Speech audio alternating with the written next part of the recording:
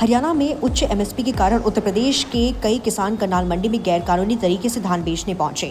मंडी सचिव ने स्पष्ट किया कि केवल हरियाणा के पंजीकृत किसानों को ही मंडी में फसल बेचने की अनुमति है।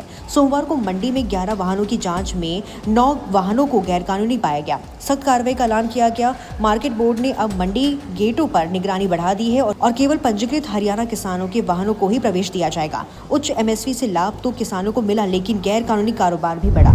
सर क्या कुछ कहना चाहेंगे, क्या कुछ आपने यहाँ पर पकड़ा है, कब से कार्रवाई? भाई साहब, मैं अभी मॉनिटरिंग कर रहा था, सुबह से देख रहा था, जिसको ये लग रहा था मेरे को, जो सारे डॉक्यूमेंट्स चेक करके वेरिफिकेशन करके ये काफ़ी ये देखने में आया था कि यूपी से धान यहाँ आ रहा है, पौने पौने दाव में बेच के जा रहे हैं। तो कोई ऐसे उसे जो नहीं हो, तो मैंने इनको ऊपर नोट रह लिया। लगभग पकड़ी तो 11 फार्मर्स, लेकिन 2 के डॉक्यूमेंट सही पाए गए। मौके पर जमींदार खाना खाने गए हुए थे, उनको देख के मेरी तसल्ली करके मैंने उनको छोड़ दिया गया। लेकिन 9 ट्रैक्टर ये ऐसे हैं, इनके पास कोई मौके ऊपर डॉक्यूमेंट्स नहीं पाए गए और इनको मैंने डॉक्यूमेंट्स नहीं है दफ्तर के अंदर खड़ा कर लिया है और नियम विभाग की नियमानुसार कार्रवाई इनके ऊपर कर दी जाएगी। तो कुछ इनमें यूपी के भी हैं और कुछ यूपी से माल लेके आ रहे हैं, जो किराए का काम कर रहे हैं।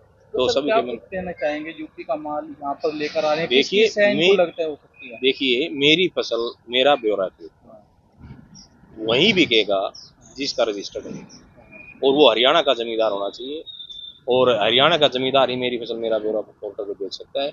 यूपी का या साथ लगते और जैसे पंजाब हरियाणा, वहाँ का माल यहाँ पर नहीं बिकेगा और सरकारी भाव में नहीं बिकेगा। मेरी फसल मेरा ब्यौरा को अगर वैसे बेचते हैं, अगर वैसे लाते हैं तो मार्केट फीस भर के वो बेची जा सकती है, लेकिन पीआर को नहीं बेच सकते।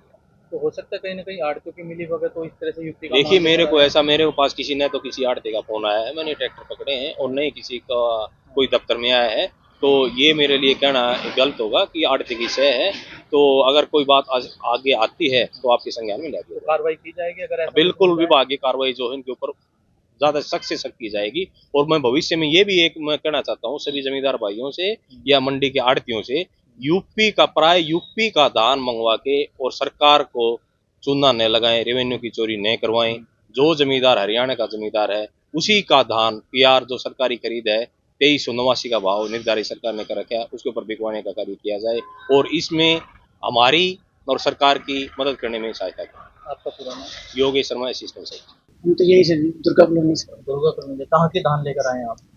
धान तो यहाँ का घेट का था जी, किराए पे ट्रैक्टर चलता है। कह रहे यूपी की काफी धान आ रही है, कोई गेट पास कुछ कटा है आपका? हमारा तो गेट पास था जी, हाँ। और पता नहीं किस वजह से दिक्कत हो गई। कितनी धान लेकर आए हैं? होगा 60-70 क्विंटल सर। कौन सी वैरायटी है?